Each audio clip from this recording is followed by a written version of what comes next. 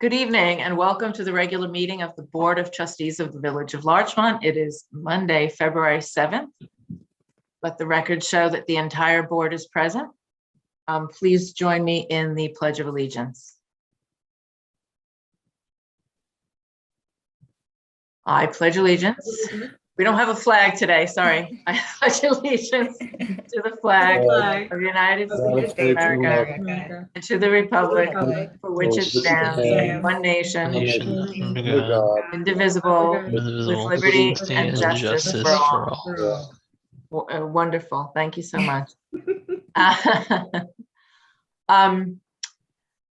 My announcements is going to be a very short section tonight, but this should be our last, this is planned to be our last virtual meeting, hopefully forever. But we're moving back to in-person meetings next week on the 15th with a budget session, and that will be open to the public to observe but not participate, and that will be in the 3rd floor conference room at Village Hall.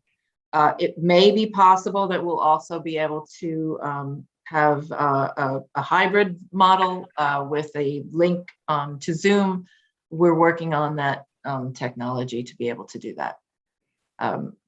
Next up, I have an appointment to a committee, and this is for the Environmental Committee. So I'm going to turn it over to Trustee Brennan, who is liaison to the Larchmont Environmental Committee. Thank you, Mayor. Tonight, I'd like to make a motion to add Anthony Sorelle to the Larchmont Environmental Committee. He's been a resident here in Larchmont since 1992. He has worked for the last 5 years at the Federated Conservancy, Conservationist, excuse me, working on climate change, and is really interested in the initiatives that our LEC is working on. Not to mention that he's an avid fisherman, so he has a real interest in our nature. So with that, I'll move to add him to LEC. Do I have a second? Second. You want to say all in favor, or should I? I'll say it. All those in favor? Aye. Aye. Great, thank you. And thank you to Anthony for joining our Environmental Committee, which has been doing incredible work these last couple of years, really groundbreaking. And I see so many communities and even states following in our footsteps in terms of leaf blower bans. I believe I saw someone in the news just this week considering a statewide ban. I think it was California. So next up, we have the presentation by the Flint Park Conservancy.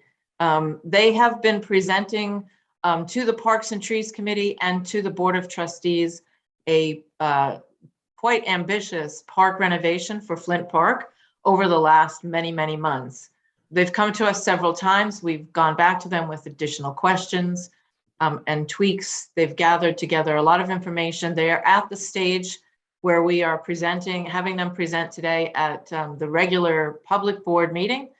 The hopes are that then this project moves into the next phase, which is actually the implementation, the planning and implementation, which really will take us many, many, many months before a shovel goes in the ground. But it's an exciting project, and we're all eager to see their presentation and hear from some of the members of the public who have been working with them and are in support of this plan.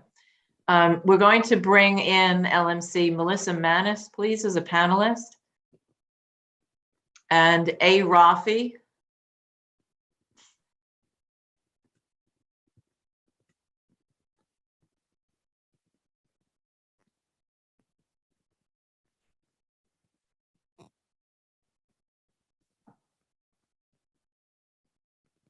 And we'll just wait a moment while people's status in Zoom land gets switched over so that they can present their materials.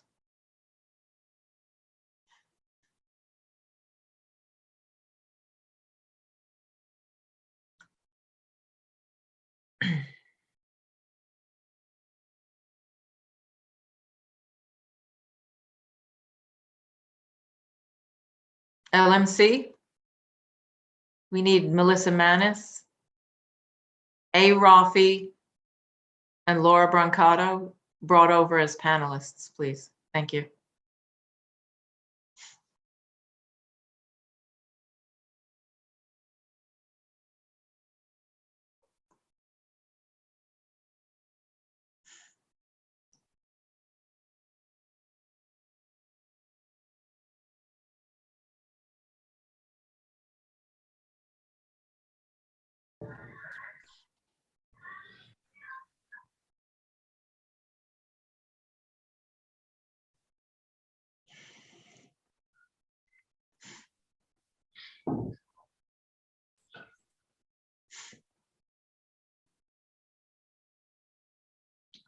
Okay.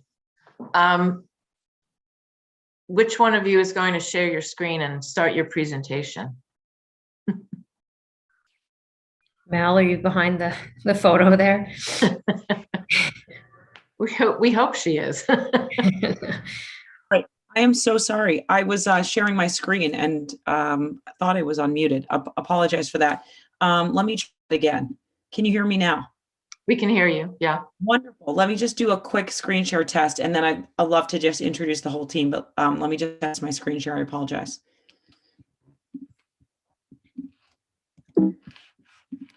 Can you see the screen? Yes. Okay, lovely, lovely, lovely. Okay, so on tonight is a quorum of our leadership team, the Flint Working Group. I'd love to introduce Laura Brancato and Allison Rafi. We also have Laura Rosenthal and Carolyn Dorfman as part of the team spearheading the Flint Park Master Plan proposal. So I'd love to just quickly start. Allison, Laura, did you have anything? Just want to test to make sure your mics are working okay before we kick off. I think I'm working. You're working. Okay, Allison, how about you? All good. So I think what is both remarkable and exciting about both project and the legacy of private-public parks partnerships in this village is that there's a team that's come together that on the heels of two exciting parks projects that have just been completed during the last several years, one of which is Turtle Park and the second of which is Constitution Park. So Laura and Allison on tonight are from the Turtle Park group. Carolyn Dorfman and I represent the Flint Park Conservancy, and then Deb Mayer and Laura Rosenthal have been representing the Constitution Park team. So just as we quickly kick off, tonight's presentation is really focused on phase one of a three-phase master plan that we've been undertaking for the past about 2 years. And it's really intended to be a 5-year plan kicking off in 2022 with the hope of completion by 2026.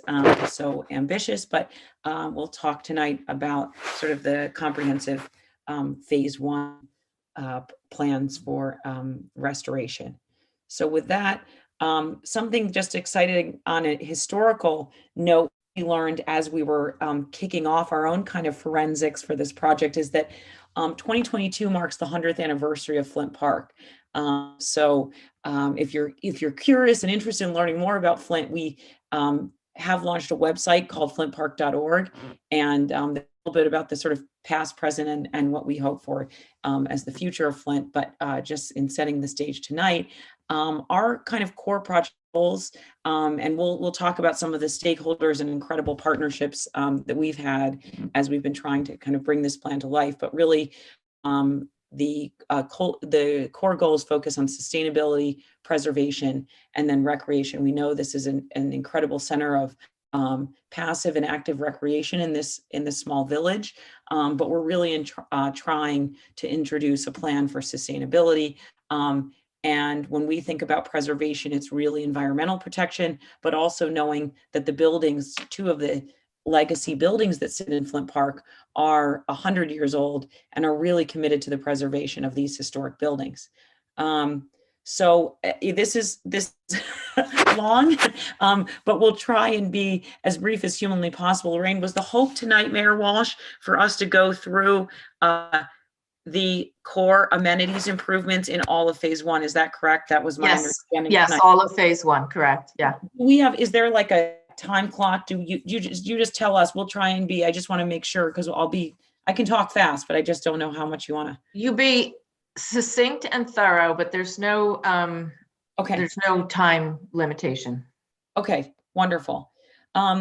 So, we can be brief on this, but the park has had some tremendous support over the years for elements like the playground and Alma, and in the last 20 years, really also a commitment to the incredible landscape that's also surrounding the sound with the nature walk that so many of us know and love. So there is a history of renovation in this park, and we really tried to both meet with and understand what some of those private public parks partnerships looked like. But it also, what came to light through this is that we really want to introduce on a go forward basis a new model for sustainability of the park, so that some of the revenue that's captured is able to be used in kind of an evergreen way for sustainable maintenance of the park, because we know that it is challenging every 15, 20 years to go through a whole comprehensive overhaul. So we're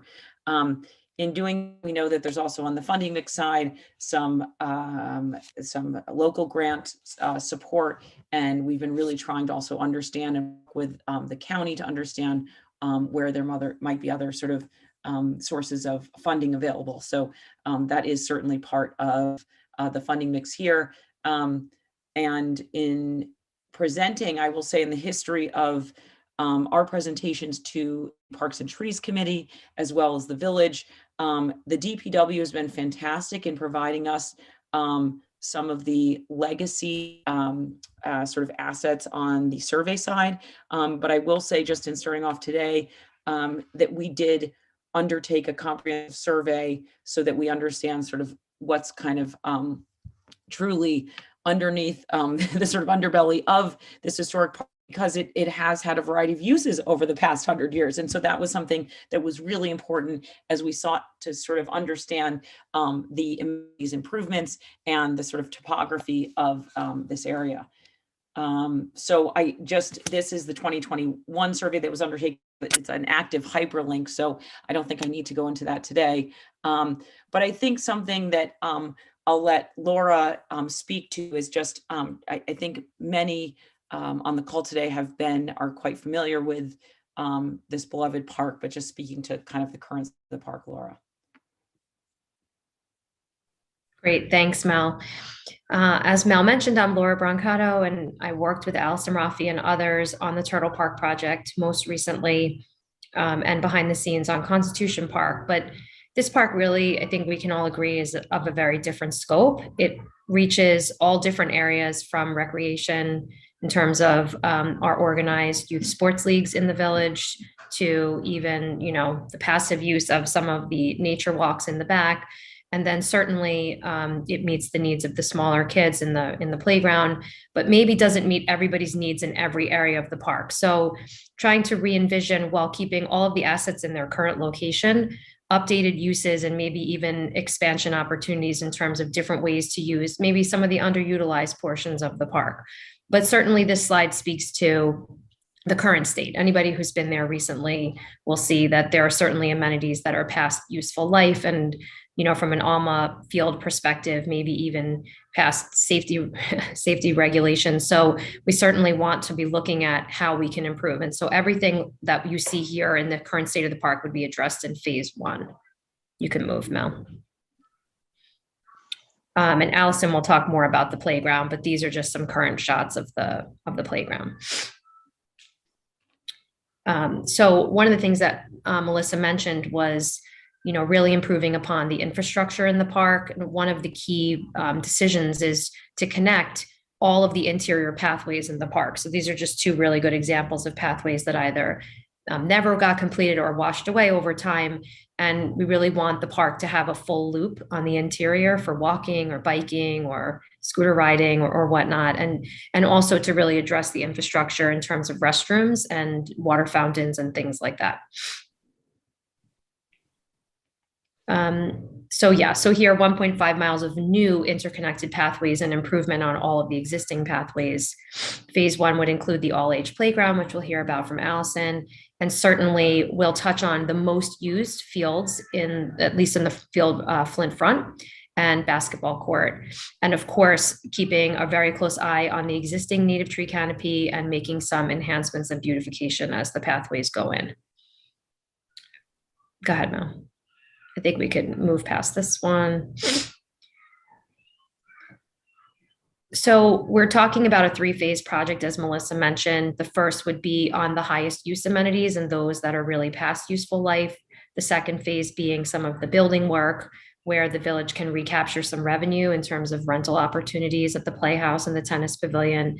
And the third, really addressing anything that doesn't get addressed in phase 1 and 2, but definitely looking at sustainability and accessibility and potential 4-season uses for the park, though I think we can all agree it definitely gets used all 4 seasons as it currently is. So enhancing some of those opportunities.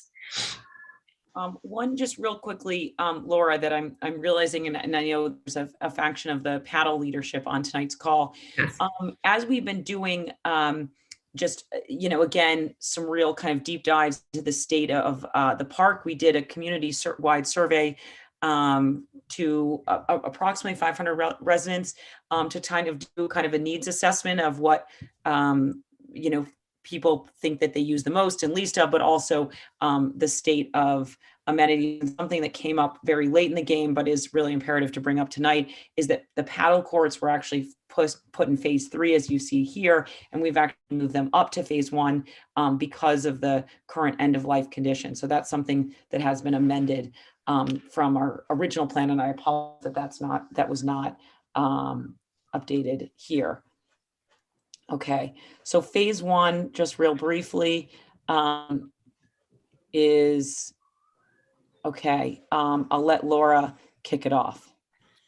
So again, you're looking at the park, obviously an overview as if you were driving in the main driveway, and Flint A and B would be on your left. And that gray area at the bottom left of your screen is the existing parking lot. So really just re-envisioning Flint Front A and B, which are the most used, especially by the soccer league, the LJSL, which is Larchmont's own soccer league, really focusing on how do the teams that play and that incorporate the village residents, where do they utilize space and how do they utilize it? So making this field slightly bigger to allow maybe more than one game at a time. We're working with LJSL on field design, enhancing one of the existing baseball fields there, and really making the priority for Flint Front is to enhance the quality of the grass. Currently, it suffers from poor drainage, and anyone who has little leaguers will know that many Saturdays or Sundays you actually have to drain the field first with plastic buckets before the kids can play. So this will envision a new sand slit drainage system that will allow the field to dry within 30 minutes, which improves grass quality. We would use a very high quality sod replacement here, and be very diligent about how we maintain the grass in the front to assure that we have a really high quality playing surface. If you look at the top, I guess the middle of your screen where it says soccer, and I think if you go forward, Mel, we'll see individual slides about these. So yeah, what's highlighted there in red would be what would be covered in phase 1, with the exception of paddle, which should be highlighted there too in the middle. But here we're talking about redoing the main, the most highly used areas of the park. And paddle stays in its current location. I sincerely apologize that this is outdated, but it is has moved from 2 courts to 3, Mayor Walsh, and I know that the most recent submission has that amendment. I apologize. Yes. Yeah, so if you keep moving, Mel, because then we'll get to the actual slides of each thing, I think. Yeah, so here is a closer look. So not only are we talking about improving the field space, but if you look to the bottom right of your screen, they're also really having more purposeful plantings that surround and really outline all of the playing areas. And then, of course, increasing the pathway that runs along East Creek there, so that those who traverse the park from the inside would have a complete way to get from the interior of Flint all the way to the middle school on the bottom left of your screen there. You can keep going, Mel. So this is the proposed future use of Alma Field. So Alma is the only turf surface that we have inside Flint Park. It is a useful surface in that it serves lots of different types of sports. The proposal here would be to slightly enlarge the field, allowing it to be divided into two to increase the revenue opportunity for the village, allow two sports leagues to play at the same time, and also to allow more people to access it. We heard a lot of feedback about how many teams don't need the whole space and can't afford the whole space, but would certainly use half. So this could be a way to address those things. And then to reconsider the use of the type of surfacing. As many options as you can think actually exist in terms of green field surface here. So we have investigated and are working with the village to determine the appropriate type of surface for our use here in the village and the required maintenance plan, making sure we have the required maintenance in place. It would also include the replacement of the entire fence and some new seating areas to border hammocks. Included also in phase 1 is the update of the basketball courts. So here we're proposing post-tension concrete surface, which is a surface that can last 25 years or more without cracking or need to repaint or realign anything. Obviously, all new basketball hoops, but the orientation of the court would just shift slightly away from the playground, but in all of the ways would stay the same, except would be certainly more beautiful and aesthetically pleasing than what we have in that space at the current time. And now I will pass it over to Allison. Great. Thanks, Laura. Thanks, Mel. A brand new Flint Playground is going to be included in phase 1. I think you can see from the previous pictures that that's a need-based area and one where we can have a great impact and increase the enjoyability for both children's, teens, and adults. So can we just go to the next slide, please? So the existing playground is almost 20 years old. It definitely needs updating, both for the quality of the materials and the available play elements in the playground, but also for safety and accessibility. We also want to increase the inclusivity elements of the playground and make sure that there are play events for children of all needs and interests available throughout the Flint Park playground. The design is intended to keep the current playground footprint and also to continue the use of natural materials. Right now, the play elements are largely wood-based. It goes with the natural surroundings, and that's something that we've emphasized in the design, and that we've picked a manufacturer who can stay consistent within those, consistent and honor that type of design. The new design, as you'll see in a moment, does expand the play opportunities for toddler range through child range and into teens and adults in a way that the current playground doesn't. So that's an exciting expansion of the play opportunities.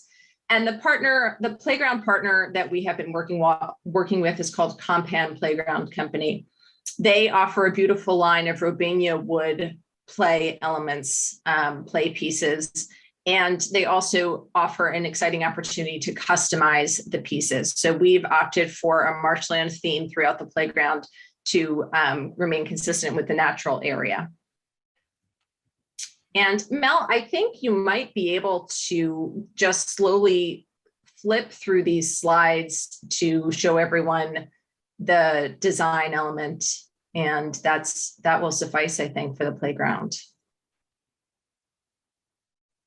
As Mel's flipping through, one thing I'll add is that we've also looked at this at Compan as a furniture provider for updated furniture areas in and around the playground, and they offer a great line of flexible use furniture for caregivers, kids,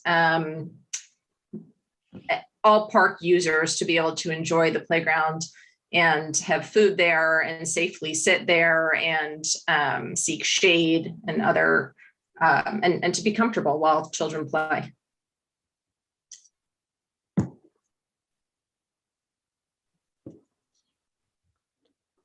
And this is it broken out by age group events. Exactly.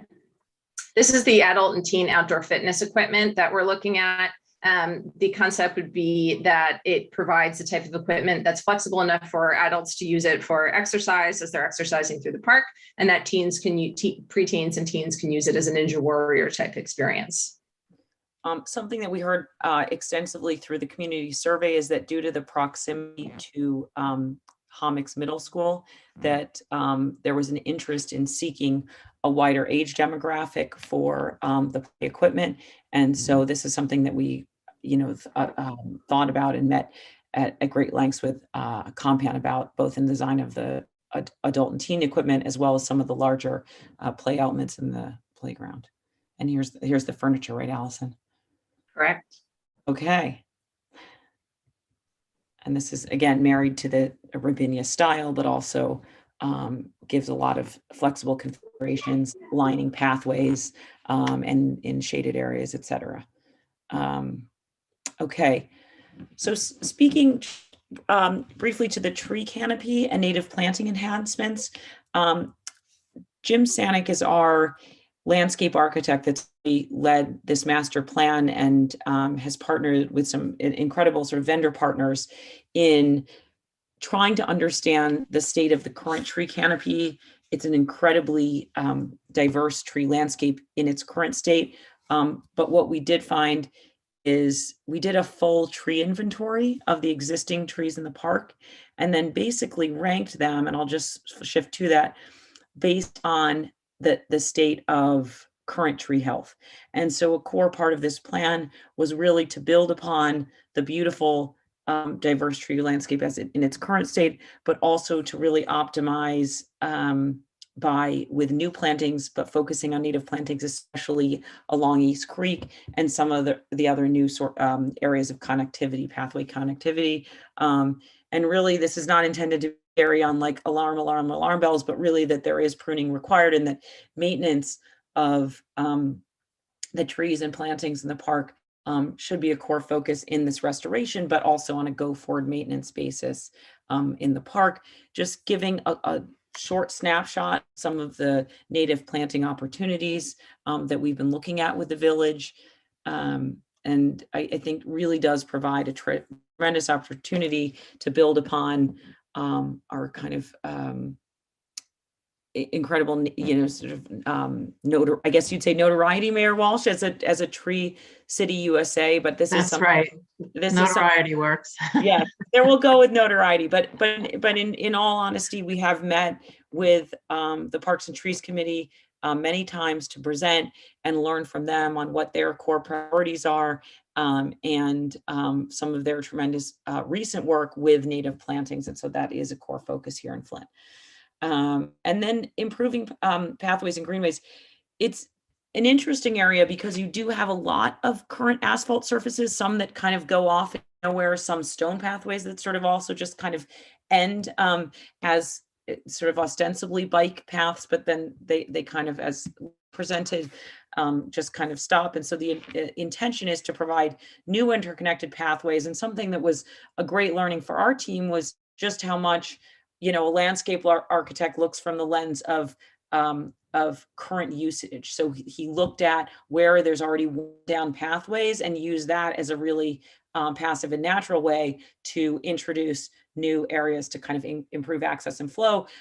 Proposed material that he came up with is something that is commonly used in Westchester Parks, as we understand, that's LEED compliant, is an organic lock product that has incredible permeability, which we know is really important in Flint, but also that allows for accessible usage. So strollers, bikes, wheelchairs, and is just intended to be a soft surface, but has edging so it doesn't sort of flow.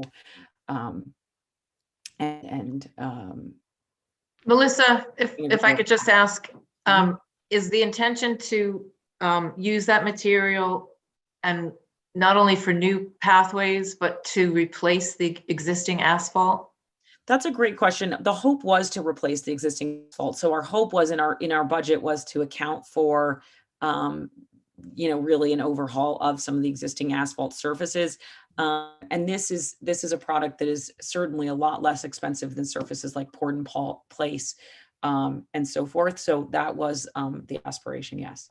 I think the other thing, we have to consider that there are accessibility issues with moving from surface to surface. So I think our idea was that in order to make sure that we didn't run in afoul of any of the federal guidelines, that the pathways would all have to be uniform width. and uniform surfacing to avoid issues with, stability between transitions. Thank you. No problem. So I guess we have to treat this timeline as a bit of a living breathing. So, but it is on in the sense that we did kick this off in February of 2019. So it has been years, plural, in the making, with a lovely pandemic in between.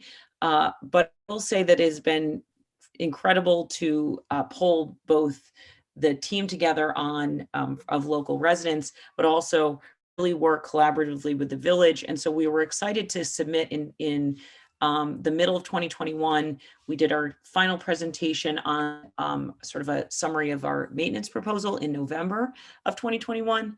But I will say that we're treating our 5-year plan, Mayor Walsh, as kind of 2022 to 26, knowing that installation and planning hopefully is not sequential, but rather as we're doing phase 1 execution in 2022, 23, we can start the planning, and just know that the restoration of the 2 Flint buildings is forthcoming in phase 2, and then that we think that there's tremendous opportunities for some improvements to Flint back.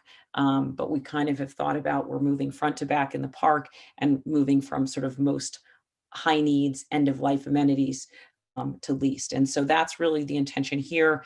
And so I think with that, I do want to say that it really, there are a tremendous amount of stakeholders in this community that are passionate and I think have been powerful partners in this project. I know that Flint Paddle League is on tonight, but we did want to sort of really bring the attention of also the Recreation Department. It's been, really tremendous to learn from Joyce Callahan, who actually lives and breathes the challenges of a really a park that is in high demand for recreation. And so we really appreciate the time that the village has been willing to give to kind of learn from and plan for a future Flint. So I think with that, here's our team. Not in evening sweats. So and then some of the other partners that we alluded to throughout the presentation. So I think that sums it up for our purposes. I don't know, Mayor Walsh, if there was Q intended or how you wanted to sort of open up the floor. Well, if you have some participants on who wanted to speak from the paddle perspective, we can bring, we can allow them to speak at this point. Would that be Annie and Neil? Yeah, Annie and Neil are both on, and that would be great if we could give them presenter rights or participant access. Right. So LMC, if you can allow Annie O'Connor and Neil to speak.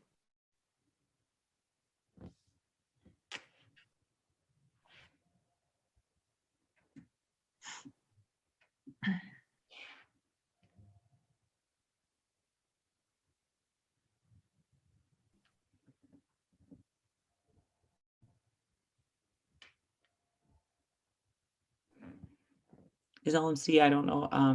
Yeah, they're working on it. It Okay. takes, there's a little bit of a delay. No worries. I'll mute myself.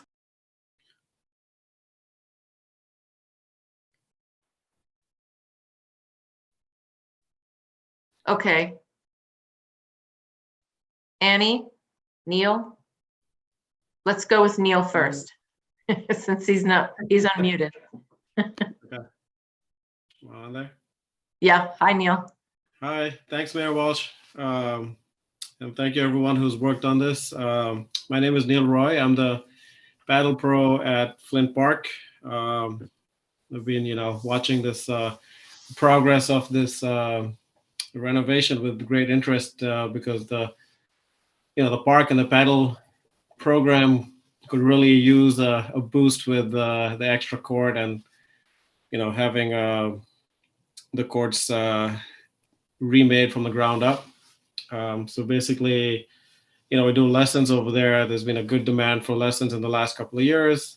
We have some teenagers and kids playing. They're trying to start a high school club team out of Mcnerney High School, which is great. They had a couple of junior programs in the junior players in the nationals playing. So paddle is definitely, popular in Larchmont. And we have a 4 to 5 men's teams playing out of Flint Park right now. The problem is with the 2 courts is like it's impossible to host a match in the time in the evenings before the lights cut out. So you can't have 5 matches played on 2 courts. So it's been a huge, problem for our captains, just like scheduling matches and calling other clubs to try and play. So hopefully we can get 3 courts in.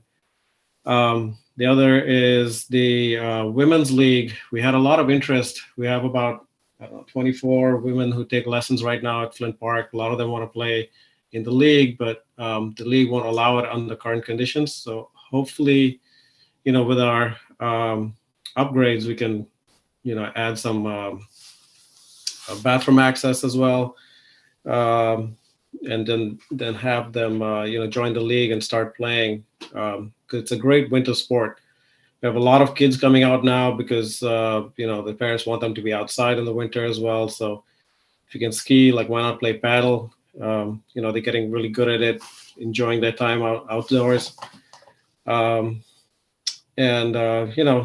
Just going through like the facility at the club, you've seen the hut that we have. It's like, pretty small. So it really stops us from having any kind of fun events, community events over at the paddle hut. We can't really host any tournaments or kind of friendly matches, like a Larchmont Cup or anything like that. You can't really do much over there just because of the facilities. So hopefully we can get it going early rather than later, because the more time we wait, the expense goes up to renovate and build, but also the danger to the players goes up, because these courts are built on wood beams, which are rotting out right now. So basically every time people go out and play, they're putting more weight on these rotten wooden beams, and you can really see the surface moving now. And I'm just afraid, with our lessons and everything, if somebody catches a bad board, they could go over and get hurt. So, it's from an injury standpoint, I really, would like to get these done before next season starts in October. So hopefully we can get that done. And just wanted to say, it'd be great if we get a pathway to the courts. That'd be really nice. Those pathways look great on the presentation. And the other was she's talking about the tree canopy and the native trees. So if you go to a lot of paddle facilities, they will plant trees around the perimeter of the whole facility. It's just like a little boundary, and it helps just also when the balls go out of the court, they don't go flying off into somebody else's game or anything like that. It also looks really nice, if you have more trees around there. So hopefully we can get that in as well.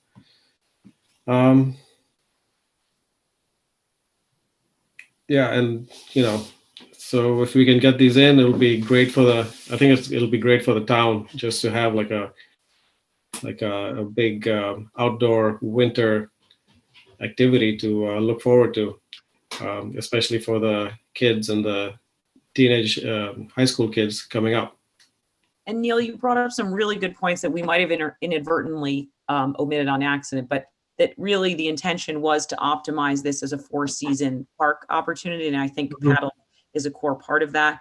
But really, and Mayor Walsh knows this well, the intention at the outset was to actually start with the buildings, because we thought that those were a tremendous opportunity for bookable community space.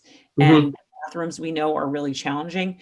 But we came to learn is that to your point, a lot of the actual recreational amenities have been sort of deemed unsafe. And so the last thing we want to do is shut down recreation. So we kind of front loaded some of the recreational uses, but it just as recently, and Annie O'Connor knows this as well, that we have been in touch with the paddle that wants to MIPTL Yeah. And they did say that that is a requirement, is to have functional bathrooms. And so that is something Yeah. that really does need to be sort of central to the phase 2 renovations, is that pavilion. And I think it was also a thought on, do we move paddle because it's a challenging location from a sightlines perspective, but in fact, it's actually its ultimate location to that building, we thought does really sort of help its utility and this kind of center of racket sports. So that was a village decision to keep it in its current location, and that there was space still to add a third court. So I think all positive, but certainly it does seem like demand is there, but it also just optimizes the utility having bathrooms, because then it can be rented, to your point, for leagues and parties and those sorts of things. Yeah, it just builds more event capability. I think I think the men's league, they don't really care much about that. But I don't know. I feel like it also. I'm also the JV coach for Harrison High School, so we did play at Flint against Mcnerney, and you guys crushed us, but won't hold it against you. But like again, the bathrooms are used year round by all these kids and players. The tennis players also come out. So and a lot of the kids from the playground and playing basketball and stuff, they all use the same bathroom. And I still see some kids out there playing, even in the dead of winter. So yeah, that'd be great if that could be part of the the facility, like where we could use it all winter. It'll be fantastic. Thank you, Neil. Thanks, Neil. Annie? Yes, I figured a few things out. I'm not in my usual Zoom spot, so I apologize for being slow on the uptake there. Thanks, Neil, and also thank you to Mel and the entire Flint Park Conservancy for their efforts, vision, leadership, stewardship regarding this amazing park that we have right in our neighborhood. And, as Neil and Mel have alluded to, our paddle courts are aging and are closing in on the end of their useful and safe life in their current form. Despite the conditions of the courts, however, I think it's just needs to be noted that paddle has been growing in popularity. So, the demand is there, the interest is there, and we have a growing committed community of multi-generational players, as Neil alluded to, ranging from junior clinics to teens, women's clinics, men's leagues, maybe someday a women's team. And I just want to share some numbers that I got from Joyce and from Neil to give an indication of the community that already exists around these dilapidated courts. This past year, the village sells permits to the court to allow access to the courts. And just like with tennis, you can buy an individual permit or a family permit. And obviously a family permit would be for multiple members. I don't know exactly how many members for each family, but this past year we sold 63 individual permits, 28 family or multi-person permits. As Neil said, there are 4 men's teams, and each team has anywhere from 10 to 15, 16 players, and each of them are required to purchase a permit to play on the team. In addition to all those permit holders, the clinics that Neil runs, clinic participants don't need to hold a permit. They pay to take the clinic. And there's about, I think, 13 clinics for kids, teens, men, and women. And the current count of participants in the clinics is right now at about 60 people. So there is, like I said, we have 2 courts. They're at the end of their useful life, but the demand and the need and the usage is growing and growing, which is great. It's multi-generational. It's in the off season for park usage. So it's just great getting people out in our community park. I will say, as an avid participant myself, the weekends are booked. Weeknights and weekends, you have to book a court days and days in advance to get your desired time slot. So there really is a committed community of people already. And I do believe that updating the courts, creating facilities for entertainment and watching and community building will just enhance enhance the experience, grow the community for paddle, and get more people into our park, every season. The other thing I just wanted to bring to the attention of this group is that we've been in touch with representatives from the APTA, which is the American Platform Tennis Association, about this project. I've spoken to them over the years about Flint Park. They're aware of the park, they're aware of the courts. They are the governing body nationally for paddle or platform tennis, which it's also known as. And part of their mission is to grow the game. And that's something they're really dedicated to. They are looking to grow the game outside of the country club setting, which is where paddle has been historically played and has grown in popularity. And they have a grants program. And I've spoken to them about the grants program, and they said this type of project where we already have a community, we already have opportunities for growth, we have multi-generations involved, an opportunity to create a women's team, really checks all of their boxes. So, hopefully we're all moving forward in this together. And I would take the lead on applying for a grant there. They said they usually will kick in about 10% of funding for what the estimate is for the paddle portion of the project as kind of funding gap to close any funding gaps and try to kick in that 10% towards the end of the project. So it's something I just wanted this group to know, that the APTA really feels like this is the type of project that they want to support and is part of their mission to grow the game. So I think there's just so many great benefits that paddle has brought to our community already, and I think there's opportunities for a lot more. So we appreciate you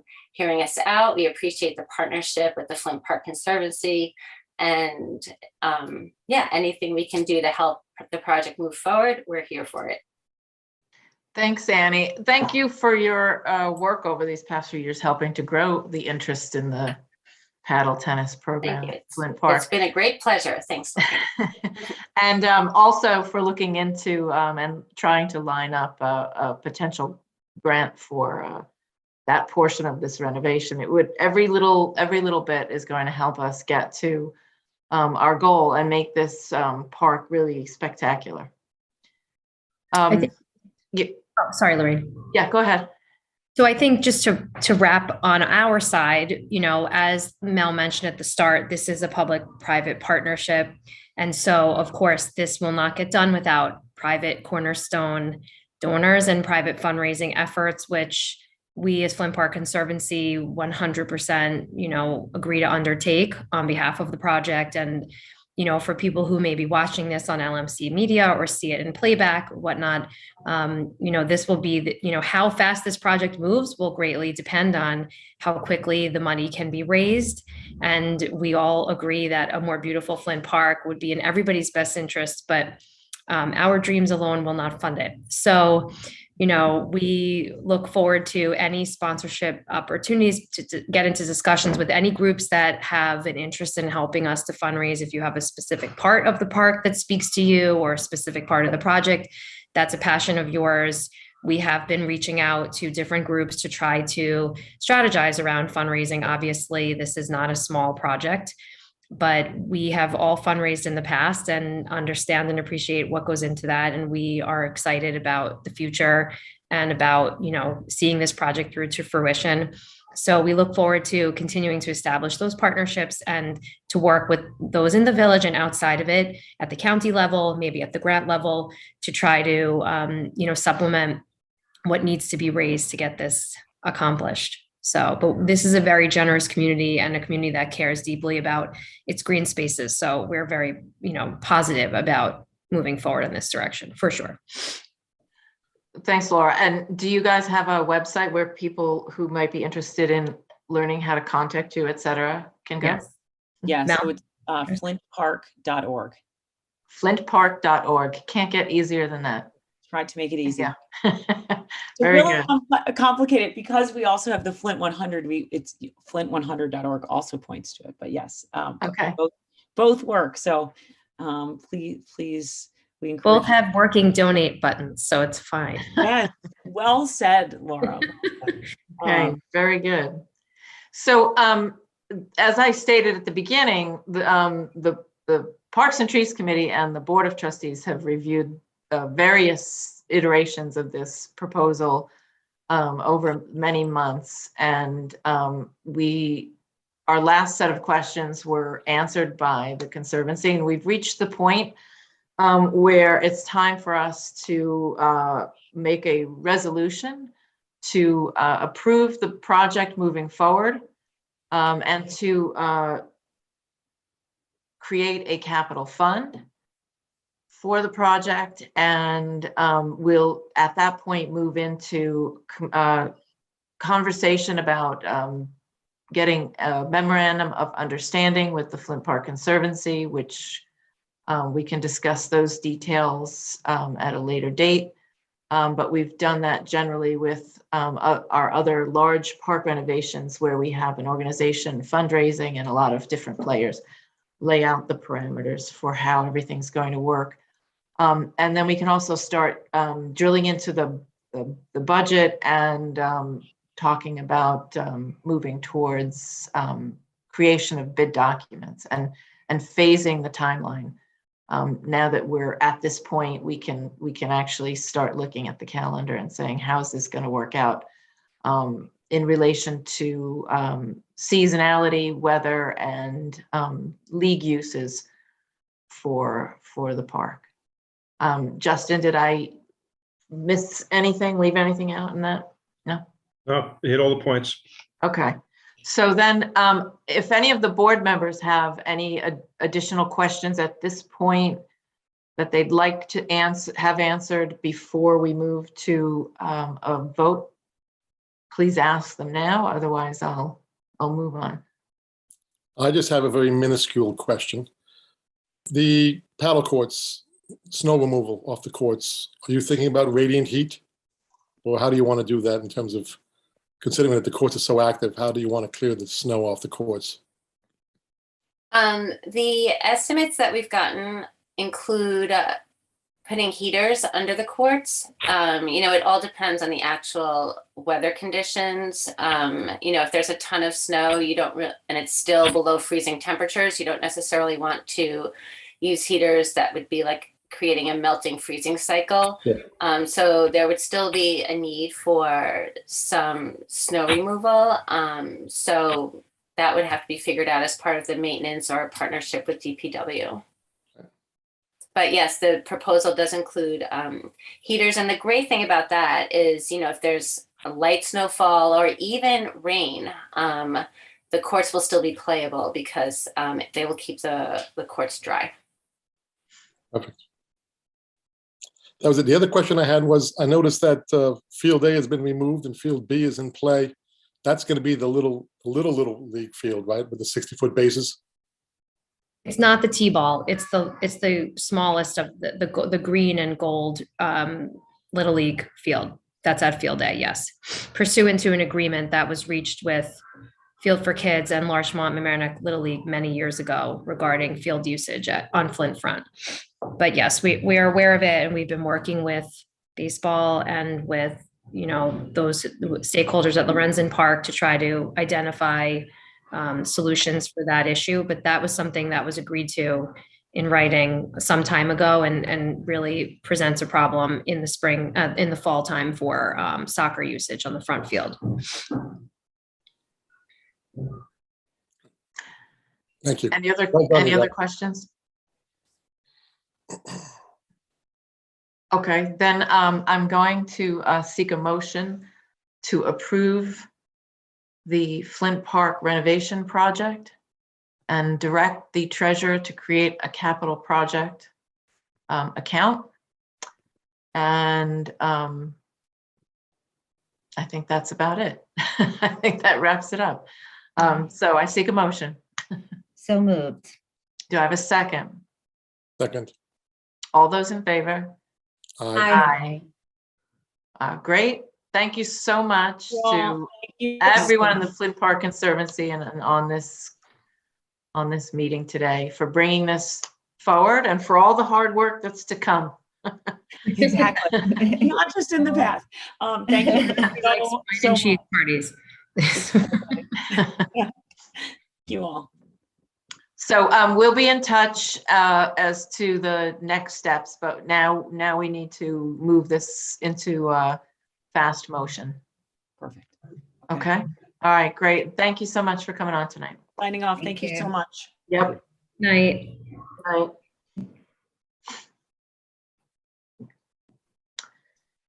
Next up on our agenda, we have a report from the police chief, Chief Mcnerney. Yes, hi, good evening, Mayor Walsh and village trustees. Chief. I'm going to start with discussing some recent crime trends and then move on to some department news.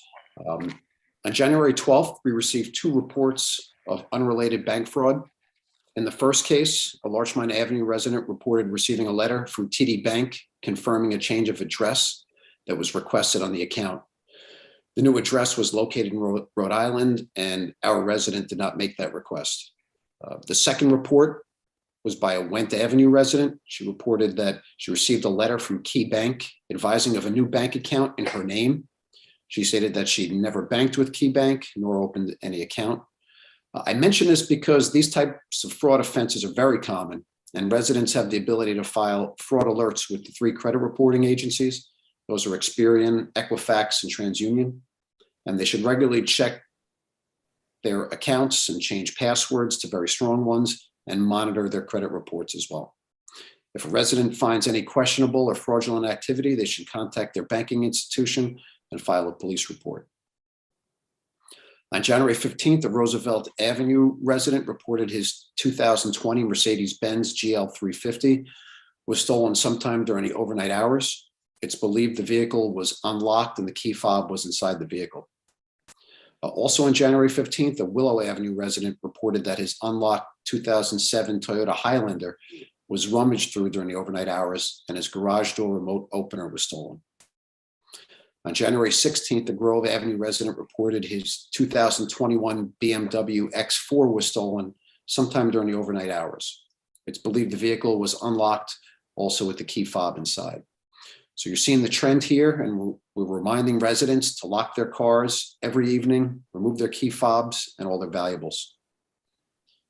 On January 17th, a Larchmont Avenue resident reported a possible scam involving an individual or individuals fraudulently posing as representatives of Larchmont Plumbing and Heating on the social media platform Nextdoor. Here, the resident called the number listed on Nextdoor, and within 20 minutes, 2 individuals arrived at her home. They cleared a clogged drain and charged the resident $950. When the resident complained about the price on the Nextdoor platform, the owner of Larchmont Plumbing and Heating responded to the resident, advised that his company did not respond to the residents and someone was falsely impersonating his business. The resident was able to stop payment on the check and no funds were withdrawn from her account. I mention this to advise our residents of another scam that they should be aware of and to be careful when soliciting contractors on social media. And Westchester County offers a resource to check for licensed contractors or tradespeople on the Westchester County Department of Consumer Protection website. On January 27th, an East Avenue resident reported that he parked his 2018 Hyundai Santa Fe in Lot 7 during the overnight hours. And when he started his vehicle the following morning, he noticed a mechanical issue with his car. He drove the car to the dealership and was advised that someone had attempted to steal the catalytic converter. The converter was damaged, but not stolen. And this is a crime trend we're seeing throughout the tri-state region. The catalytic converters are targeted for high resale value and for high scrap metal value, as they're made of precious metals. We're working with the Westchester County Police Department Real-Time Crime Center on this particular crime pattern. So moving on to department news, on January 1st, I was informed that 2 of our current officers and 1 former officer are being honored by the Westchester County and the Journal News for the 2021 Police Honor Awards. The officers were selected for this honor as a result of their brave and intelligent actions on April 11th, 2021. Sergeant John Despenda, Police Officer Nick Field, and former Police Officer Jared Pinella, along with 3 members of the Village of Mamaroneck Police Department, were recognized for their actions when they responded to a devastating, fatal motor vehicle accident, entered a heavily damaged vehicle fully engulfed in fire, and heroically rescued 2 females trapped inside. The officers exposed themselves to grave danger, sustaining injuries while sacrificing their own safety and saving the lives of 2 injured females. Tragically, one female that was ejected from the vehicle at the time of the impact did not survive. The date of the formal award ceremony has not been announced. For law enforcement, this is one of the highest honors that's awarded in Westchester County, and I want to congratulate our officers for their outstanding actions and this prestigious award. And in other department news, our first hybrid marked police vehicle went into service in January. We had one mechanical issue. Other than that, the feedback has been good. I mentioned at our last meeting, we had 2 retirements in the police department. Matt Irvine and Scott Schnall each retired after 19 and 27 years of service to the village, respectively. We also welcomed 2 new additions to the police department that filled prior police officer vacancies. Those officers will be formally sworn in and introduced at our March meeting. I'm very happy to say that we did not have a positive COVID case in the police department during the month of January and thus far into February, after limiting the number to 3 in December. Thank you to Chief Caporelli and our Sergeant Joe Propota for working hard and getting regular cleanings done of our buildings and vehicles. And over the last few weeks, I've been working on both the operating and capital budgets to minimize any increases. I've met with Administrator Dottino and representatives from the Treasurer's Office, and those meetings are continuing. And that does it for my report, unless there's any questions. Yeah, I have a question. A couple meetings ago, you were getting the body cams. Have they arrived and are they successful? They piloted, before I came here, I believe they piloted 1 body camera. We're awaiting the second body camera, from the second vendor. Yes. So the feedback on the body cameras was good, but we're awaiting the next vendor's equipment. Excellent. So yes, congratulations to those 3 officers on this award. I remember that accident, and it was really very horrific. And I'm sure it was a very traumatic event for them to have to go through, but they did an amazing job in saving the lives of those 2 young women. Please let us know when you have the date and location for the award ceremony. I'm sure we'd like to attend if that's possible. Will do. Thank you. If there are no more questions, we'll move on to the fire chief's report. Chief Caporelli. Hello, good evening, everybody. This past month, the fire department has been spared any alarms of significance, but thus far this year, we did answer 95 calls for assistance of various natures. The latest snow and wind event of last week was uneventful as far as damage to the village was concerned. The fire alarm system for the village hall has been experiencing some trouble over the past year or so, and it has been repaired as the trouble alerts did arise. But it did experience one last trouble alert that required a new motherboard to be installed. The cost was not practical, so Administrator Dottino authorized a new updated fire alarm panel and battery backup system to be installed. And all devices were tested today, and the system should be fully operational. He was not complete by the time I left, but it was working when I left. Tower Letter 7, I did report last meeting that it did have some mechanical issues and was out of service, but it has been repaired and is fully operational. In fact, Tower Letter 7 did respond twice to the town of Mcnerney fires over the past week without any issues. After a fire in the Bronx high-rise that killed 17 people a couple of weeks ago, fire officials are focusing on simple safety measures that can help in the earliest moments of a blaze. Fire officials say that the lethal smoke that killed 17 people probably spread so fast because one simple tool for containing just such a blaze failed amid the panic to escape. The resident of the apartment where the fire broke out told authorities in his haste, he forgot to close the door behind him. A self-closing mechanism malfunctioned, clearing a path for smoke and toxic gases to fill a 19-story tower. Closing the door can be one of the most critical actions people can take to stop the spread and save lives when confronting a fire. Fires feed off of oxygen. When a door is left open, it provides a source of air fueling the flames. Closing doors can cut off the flow, slowly starving the fire of that much needed fuel. It can also provide one of the most effective barriers to temporarily inhibit the spread of flames and smoke, giving firefighters crucial time to respond. Part of everybody's fire escape plan should be always remember to close before you doze. Switching to my code enforcement role, I've been working on the outdoor dining spaces. They're being monitored continuously along with Public Safety Supervisor Rick Vettery. We are reconfiguring spaces to reflect increases and decreases in use. I'd like to finally remind all residents and business owners that Village Code 24511 requires snow to be removed from the public right-of-way, the sidewalk, within 24 hours of the snow event.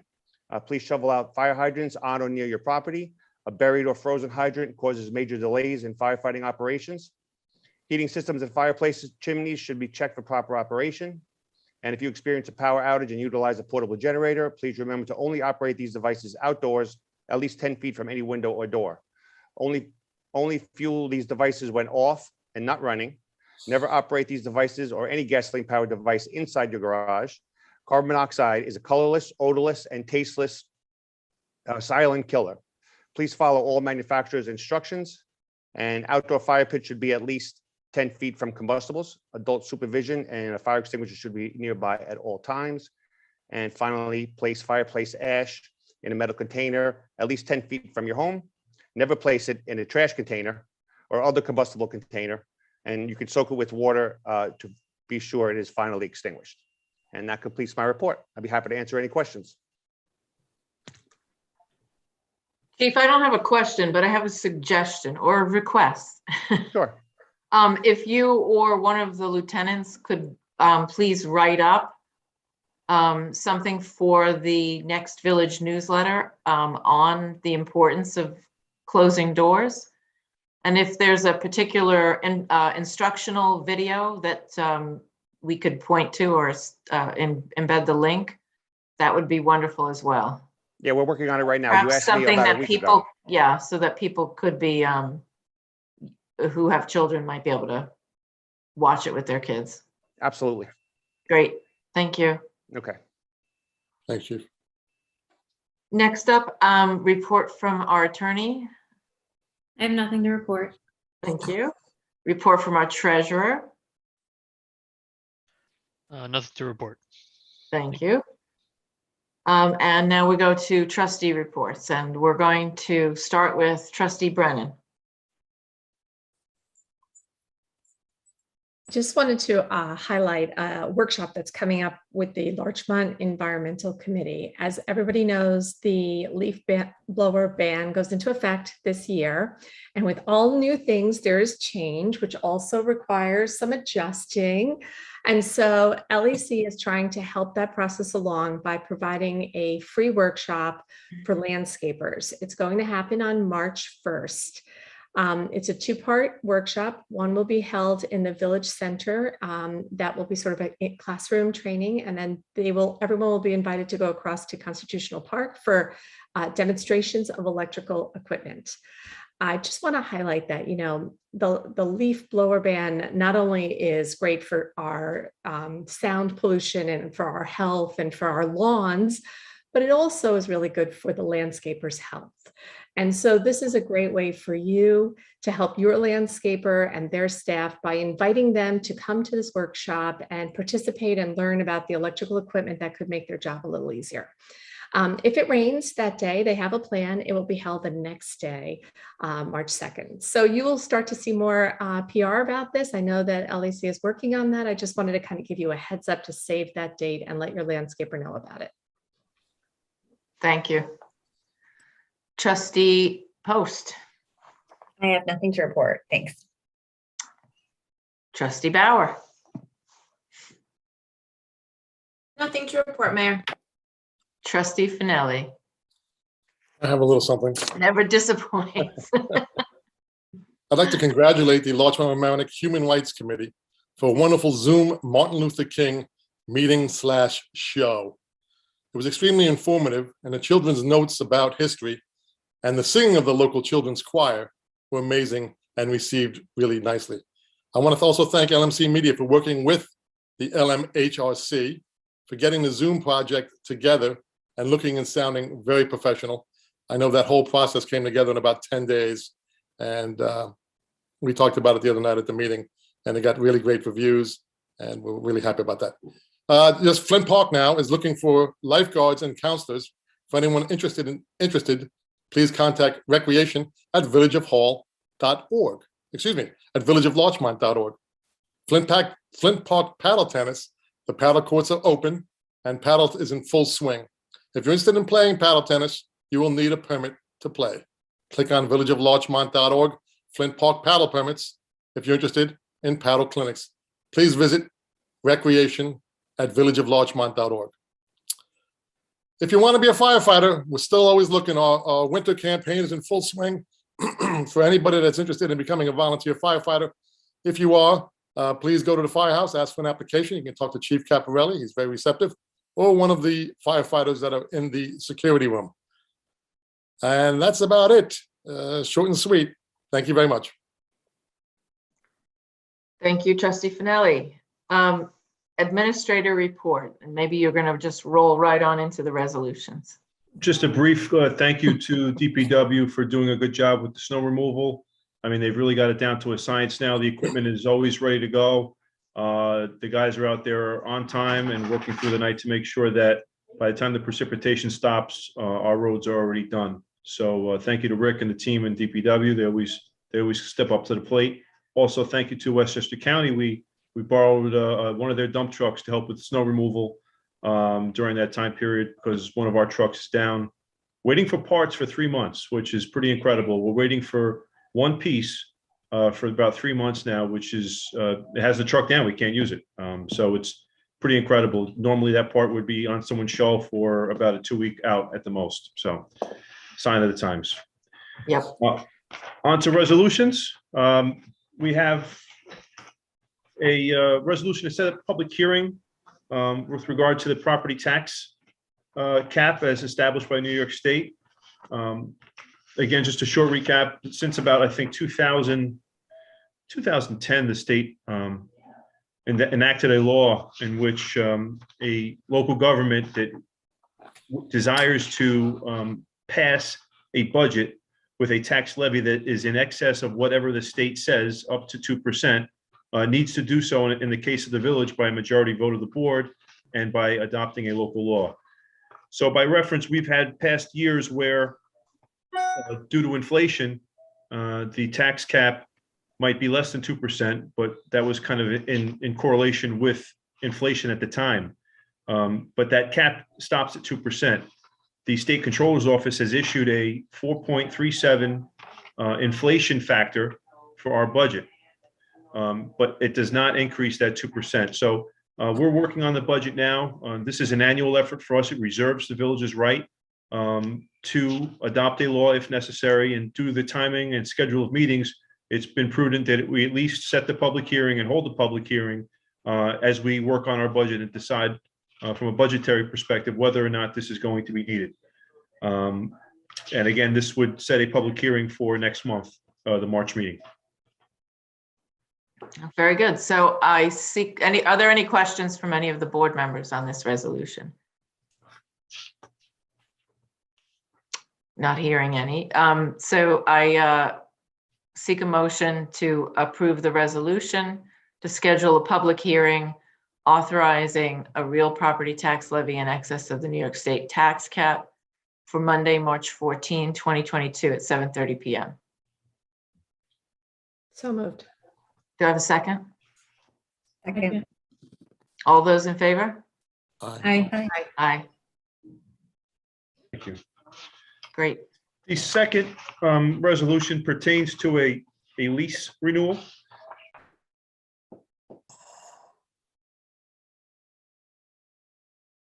Sorry. The second resolution pertains to a lease renewal. And again, this probably predates me by decades that the village has been leasing this area of parking lot, which most would probably think doesn't even belong to the village, but it does. It's about a third of the CVS lot adjacent to Addison Park, to CVS or whomever the commercial entity was at the time, but now it's CVS. It was Grand Union. Grand Union. Just so you know, right? So now we're at CVS, and the mayor was instrumental in negotiating the current lease, which provides for the renewal. So all we're really doing now is accepting the CVS's interest in renewing the lease for the terms that are already spelled out in the agreement for the succeeding 5 years.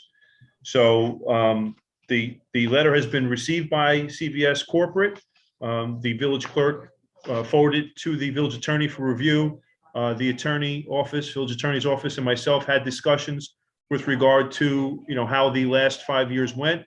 And I think we're all in unanimous agreement that it's in the best interest of the village and, quite honestly, CVS to renew this agreement for 5 more years.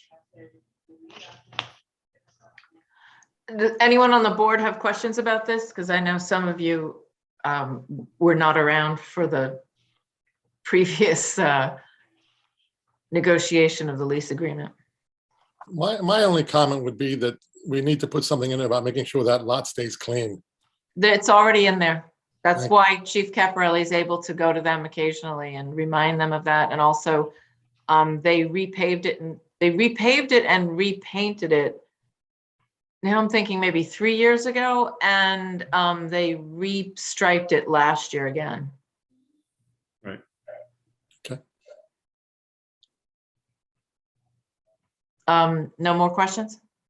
So I seek a motion to approve the resolution to authorize the village administrator to execute the lease renewal agreement with CVS. So moved. Do I have a second? Second.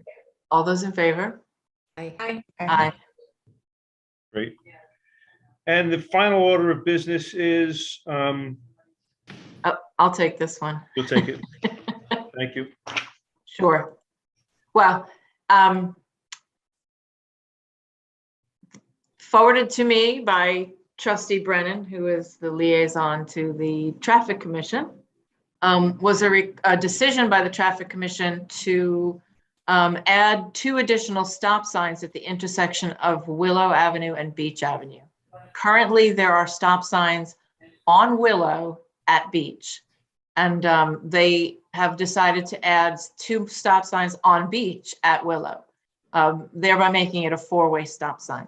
So this resolution is to make that change to the village's vehicle and traffic code. So I'll go back up to the top. So is a resolution to amend chapter 273-48 of the Larchmont Village Code, which is section schedule 9 through streets. And what we've done on here is I have added in Willow Avenue and the cross street as Beach. So the stop signs will be placed on Beach Avenue as the cross street to Willow. So do I have a motion to approve this resolution to amend chapter 273-48? So moved. I have a second. Second. All those in favor? Aye. Aye. Great. And I just want to say, I was chatting with a neighbor the other day, and they are extremely happy about these 2 stop signs. That's great. I hope it improves the situation over there. Yes. Very good. That's it for resolutions. We are up to hear those persons who wish to address the board. Considering we have no attendees in our attendee slot, there is no one who wishes to address the board. So we move on to number 12, approve the minutes of the meeting of January 10th. And here's a fun one. I wasn't there, so I can't vote. So I'm going to turn it over to Deputy Mayor Sarah Bauer, who chaired the meeting, and she can seek motions, etc. So I seek a motion to approve the minutes of the regular meeting of the Board of Trustees of the Village of Larchmont held on Monday, January 10th, 2022. Do I have a So motion? So Do I have a moved. second? Second. All those in favor? Aye. Great, thank you. Lorraine, Yes. Mayor, is this your first one that you miss as a mayor? No, I think I missed one 3 years ago, and maybe when I was in India and Carol Herman chaired it. There you go. I think that's what it was. Yeah. I'm pretty sure this was my first meeting of missing. I was out the 10th as well. Yes, for a very good reason, Yeah. which we heard a little bit of in the background tonight. Yes. We had no work session minutes, so moving on to our final item on the agenda, number 13, the approval of the bills. I'll turn it over to Trustee Brennan. The best for last. Yep. Okay. Always. I've reviewed invoices associated with check register 311491 for bill list dated today, February 7, 2022. They appear to be in order. There are other invoices that were on the paid in advance list, which I will address under a separate resolution. I move at this time that the board resolve to pay all the invoices listed therein in the amount of $303,032.74. Do I have a second? Second. All in favor? Aye. Thank you. And now on to the motion for bills paid. I've reviewed the paid invoices associated with that bill list dated on February 7th, 2022. They also appear to be in order. I move that the board ratify all invoices listed therein in the amount of $815,127.55. Do I have a second? Second. All in favor? Aye. We can pay our bills, James. Great. Very happy. That being all of the items on our agenda, I seek a motion to adjourn the meeting. So moved. Do I have a second? Second. All those in favor? Aye. Aye. Great. Thank you, everybody. Thank you, LMC Thank you. Media. Everyone. Everybody. Good night. Good night.